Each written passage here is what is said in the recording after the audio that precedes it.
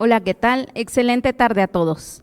Legal Cloud, MRCI y MRCI Magic les dan la más cordial bienvenida al módulo 7 del Diplomado en Actualización y Planeación Inteligente API 2026.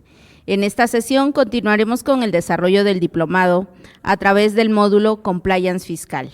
Para dar inicio a esta sesión, a continuación escucharemos una breve semblanza curricular del maestro Raúl Melgar Díaz, con la finalidad de conocer su trayectoria y experiencia profesional. Hay profesionales que dominan la técnica y otros que transforman esa técnica en decisiones que mueven empresas. Raúl Melgar Díaz es uno de los abogados empresariales más experimentados y destacados del país.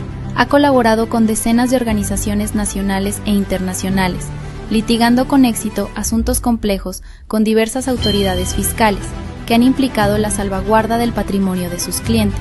Es especialista en litigio estratégico y asesor corporativo de consejos de administración y empresas familiares, con una visión clara: prevenir, negociar y resolver con enfoque en resultados. Con más de 20 años de experiencia, es socio director jurídico de M. Consultores en Negocios, impulsando una nueva generación de la abogacía, estratégica, cercana y orientada a proteger el crecimiento. Su formación combina especialidades de alto nivel en derecho fiscal, impuestos y compliance, con preparación internacional para integrar lo legal con lo empresarial, anticiparse al riesgo, sostener decisiones y dar estructura. Además, es asesor en derecho laboral preventivo. Es autor del libro Las medidas cautelares como parte del litigio fiscal, publicado por Thomson Reuters, y ha escrito artículos para revistas de tiraje nacional. También ha compartido su experiencia como conferencista en asociaciones, congresos y foros profesionales, participando en conversaciones clave sobre integridad, prevención y cumplimiento. Raúl Melgar Díaz, experiencia legal al servicio de decisiones que construyen futuro. Muy buenas tardes a todos.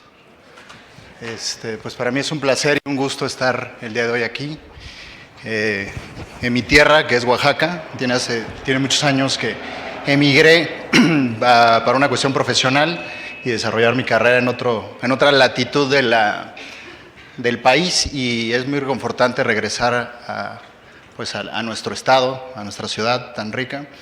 Y bueno, parto de comentarles que lo que se va a venir a platicar ahorita es un tema pues novedoso todavía, creo, pero sí tratando de ser muy, muy claro y puntual, ¿no? Porque creo que los conceptos del compliance que se pueden haber ido escuchando o pueden escuchar, pues a veces cuesta trabajo irlos aterrizando realmente. Incluso sigue siendo una palabra que está en boga, ¿no? Pero bueno, eso es de lo que se trata. El tema es compliance fiscal, son 4 horas, por lo que entiendo del tema, entonces vamos a tratar de hacerlo práctico, fluido. Si me quieren interrumpir ustedes, creo que por ahí hay una dinámica de unas paletitas para que les puedan llevar los micrófonos. Entonces, bueno, comentarles también una cuestión personal que para mí es un gusto. Hace aproximadamente unos 22 años, más o menos, que todavía radicaba aquí en la ciudad de Oaxaca, me tocaban estos foros, pero yo desde su latitud, desde su espacio. Y uno de los foros que me impactó mucho y que muchos conocen es el del maestro Morita, y el maestro José Antonio Pérez Ramos. Entonces, ha sido, para mí, insisto, es un placer regresar, ¿no? Como dicen, nunca en tu tierra eres profeta, ¿no? Y eso a veces sí sucede, pero para mí es un honor ahora estar desde este espacio y desde este lado, obviamente con mucho más tiempo, con mucha más experiencia, un poquito de más años, y tratando de hacer lo mismo que grandes expositores que han pasado por el diplomado intentan hacer, es transmitirles, ¿no? Darles herramientas, darles elementos, ¿no? Que puedan ser provechosos y ponerlos al servicio de ustedes. Eso es lo más importante. Yo creo que cuando estamos de este lado entendemos que nuestro objetivo es poner al servicio de ustedes el conocimiento, la experiencia, mucha o poca, pero la experiencia, y temas desde mi cancha, sí siempre tratar de traer temas pues novedosos, algunos disruptivos. ¿Y por qué lo digo? Porque dentro de nuestro temario, si lo vieron, sí vamos a hablar del compliance, sí vamos a hablar de los elementos internacionales, pero también lo vamos a aterrizar con un tema que he estado impulsando pues no tiene un par de meses, que son los metadatos y el compliance fiscal. ¿Y para qué? Para posicionarnos de una manera más óptima ante la situación que hoy vivimos con la reforma fiscal al Código Fiscal de la Federación, en donde yo creo que ya muchos, y por eso están en ese diplomado, conocen qué artículos fueron reformados y cómo afrontar este tipo de situaciones, ¿no? Entonces, esa es la idea y pues ustedes vayan interrumpiendo, ¿no? Mientras tanto. ¿Te molesta con el apuntador que se me olvidó? Y aparte está muy alto aquí, no me voy a caer. Y al rato le decía aquí a la doctora, riesgo, ¿no? Riesgo de trabajo, ¿no?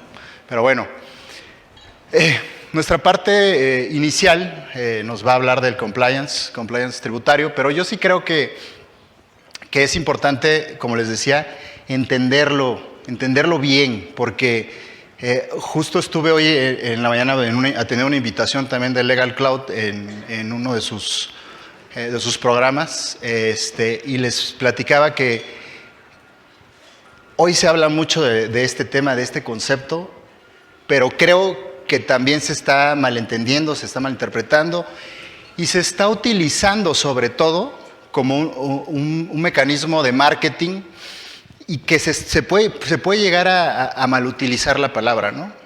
Como saben, estos conceptos, pues es un anglicismo literalmente, ¿no? Que básicamente lo que nos refiere es el cumplimiento, ¿no? Es un anglicismo que a su literalidad pues lo entendemos como cumplimiento normativo. Y con este concepto no me gustaría que se quedaran por el tema de normativo en pensar que únicamente se trata de leyes o de normas, sino el compliance real es un compliance, y lo platicaba, insisto, hoy en la mañana, integral, transversal, que no solo tiene que ver con la norma, sino tiene que ver con temas económicos, sociales, en temas ecológicos inclusive, ¿no? Ustedes que muchos son auditores o contadores saben que hoy hay reglas de sustentabilidad y sostenibilidad para efectos del tema de los dictámenes y una serie de cuestiones, ¿no? Entonces, no solo es el cumplimiento normativo. ¿Qué es el compliance como un concepto general? Es una serie de directrices, reglas, principios, ¿no? Pero sobre todo que te lleven a la institucionalización de las empresas, ¿no? Y que permita que los órganos de gobierno, los accionistas y los directivos alineen una conducta en pro de buenas prácticas empresariales. Sí creo que lo que voy a estar platicando, sí, esta parte es un poco teórica, pero sí tenemos que entender también que es necesaria, pero la trataré de intentaré llevarla hacia la realidad del empresario mexicano, del empresario de la cultura. Yo creo que el gran problema, y lo voy a estar repitiendo mucho tiempo y perdón por ser redundante, el gran problema es la cultura empresarial que existe, ¿no? Y si me paso de imprudente, pues me van a disculpar, ¿no? Y a lo mejor ya no me vuelven a invitar, pero soy medio imprudente, ¿no? A veces, Pero bueno, ¿por qué lo digo? Porque la cultura empresarial tenemos que entender que ha cambiado, ya no es lo mismo. En materia fiscal, pues sabemos que hace décadas, desde entrada la factura era en papel y todo era mucho más sencillo aparentemente, ¿no? Se digitalizó el tema, la relación a partir de 2014 con esta reforma para mí de gran calado, donde, pues valga la redundancia, digitaliza la relación fisco-contribuyente y ahí es donde empieza el CFDI y todo esto, ¿no? Pero partiendo de este concepto, muchos empresarios piensan que lo que se hacía en el pasado, cuando la facturación era en papel y las facultades eran más limitadas como las que tenemos hoy, pueden seguir practicando y haciendo sus prácticas al día de hoy, cuando la facturación y las facultades y todo lo que viene es en materia digital y sobre todo, también lo voy a estar mencionando mucho, con las herramientas que también saben que ha echado mano las autoridades fiscales, que es la inteligencia artificial y el Big Data, ¿no? Eso es bien importante entender. Lo mencionaba, en el 2014 cuando nos hablaron de inteligencia artificial y Big Data, pues decíamos, ¿cómo se come, no? Digo, ¿qué es, no? ¿Quién sabe qué es?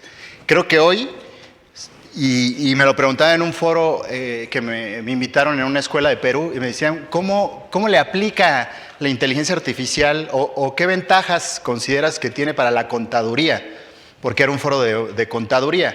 Yo no soy contador, soy abogado, pero siempre he estado en los impuestos, ¿no? Y le decía, pues realmente la ventaja es que si no lo utilizas y si no la haces tuya, puedes quedar fuera del mercado. Entonces hay que entender la inteligencia artificial, hay que entender cómo funciona el Big Data y ahora sí que de la parte cúspide de esta plática lo vamos a tratar de enfocar en el tema de los metadatos, ¿no? Y ahí es donde vamos a entender el por qué lo estoy diciendo, pero lo que quiero mencionar es que las prácticas del pasado ya no las podemos hacer, definitivamente, y es parte también de lo que propone el compliance, es generar buenas prácticas, institucionalizar, hacer procesos, hacer directrices, ¿no? ¿Qué es lo que es o que podría entenderse del compliance? Pues es un sistema de información, ¿no? que nos retroalimenta constantemente a los órganos de dirección y de gobierno para, pues sí, apreciar o develar ciertos vicios que puede haber en las organizaciones. Y aquí yo partiría de preguntarles, ¿no? Y bueno, primero de comentar, en materia corporativa, por muchos años los empresarios lo han visto, la asesoría corporativa, como realmente se debe entender la asesoría corporativa, lo han visto como un gasto, no como una inversión. Y desde lo más sencillo, lo platicaba también hoy en la mañana, dígame aquí y levanten la mano, ¿cuántos de sus clientes y empresas tienen al día sus libros sociales? Por favor, hagamos ese ejercicio. ¿Cuántos de aquí consideran que los libros sociales, que son parte de la contabilidad por disposición del 28 del Código Fiscal, los tienen actualizados? A ver. No, sin miedo, no es ni regaño, ¿no? Yo creo que son los mínimos y son los pocos. Desde ahí empieza este tema, ¿no? Un tema tan sencillo que ahí sí es por disposición normativa, ¿no? De las asambleas ordinarias, tratándose de SA y sociedades mercantiles, que tienen la obligación de hacer por lo menos una asamblea dentro de los 4 primeros meses, no las tienen. Y luego conformar los libros sociales, que son, insisto, parte de la contabilidad, tampoco. Desde ahí empieza la parte de la cultura empresarial y la asesoría corporativa. Por eso insisto, lo han visto desde una perspectiva de un costo, de un gasto y no de una inversión a largo plazo. Analizando un poquito, y por eso les digo, traigo muchas ideas, y no dormí, entonces a lo mejor voy a desvariar en algún punto, pero ustedes me dicen y me regresan.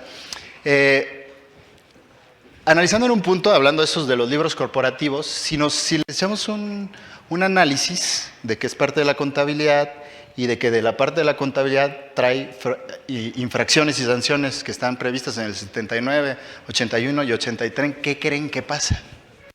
Si en algún punto de todo ese articulado, ¿qué creen que puede llegar a generar? Parte de los libros sociales, ¿no? Y la obligación, pues puede llegar a detonar, incluso puede llegar a raspar la restricción del sello digital. Y por eso, insisto, la cultura empresarial que tenemos en México es reactiva. Lo que yo les vengo a proponer es la prevención. Yo les decía hace poquito en un foro que me invitaron del Instituto Mexicano de Contadores Públicos allá en Baja California, les decía, a ver, sí o no, a partir del COVID, fíjense, muchos empezamos a tener conciencia de la salud. ¿Y cómo lo tuvimos conciencia? Pues porque empezaron a pasar cosas desafortunadas, ¿no? con la población, con la salud. Entonces, gran parte de la población anteriormente no contrataba seguro de gastos médicos mayores. Y definitivamente es costoso una póliza, pero ahora ya hay una mayor cultura de los gastos médicos mayores porque vimos que la crisis sanitaria y los problemas de atención médica en las instituciones públicas, pues es complicado. Entonces, si nos vamos al tema empresarial, los sistemas de gestión de cumplimiento es como comprar un seguro. Es un seguro de vida. Pues si nosotros tenemos un seguro de vida, pues no es porque nos queremos morir, ¿no? Yo creo que no, ya me voy a morir y me voy a comprar. No, no lo hacemos. Sino realmente lo hacemos por prevenir por si algo sucede. Va a ser lo mismo, tener una cultura de la prevención. Otro de los mensajes importantes de la prevención y de los sistemas de gestión de cumplimiento que vamos a ir viendo es también evitar y atenuar, ¿qué creen? El gran dolor y el cáncer de México. ¿Cuál es el gran dolor y cáncer de México? Dígame, ¿hay alguien que quiera participar? A nivel instituciones públicas con los gobernados. La corrupción. También eso va a ir evitando. Soy apolítico y todo, pero creo que sí soy muy consciente de lo que hoy vivimos con las autoridades fiscales, que por cierto, si no hay nadie del SAT, ¿verdad? O sí, a lo mejor. O de finanzas, saludos. Entonces, es una tendencia también regulatoria, es un factor clave para la sostenibilidad de las empresas. ¿Por qué? Porque la prevención hace perdurable a una empresa, sostiene el crecimiento, sostiene al paso del tiempo a una empresa. En materia corporativa, y lo voy a estar insistiendo, tenemos este tema del gobierno corporativo. A veces cuando hablamos de este tema pensamos que es para las grandes empresas, que es para los grandes consorcios, que son para esas empresas transnacionales, como Bimbo, como Cemex, que son mexicanas, ¿no? Y que han trascendido las fronteras de una manera impresionante. No, realmente el gobierno corporativo es para todos. Obviamente, así como el compliance, el gobierno corporativo es un traje a la medida. Es un traje a la medida. O sea, dependiendo de tu capacidad pues no sé, de capital, en este caso, de tu capacidad operativa, son trajes a la medida que se van ajustando, ¿no?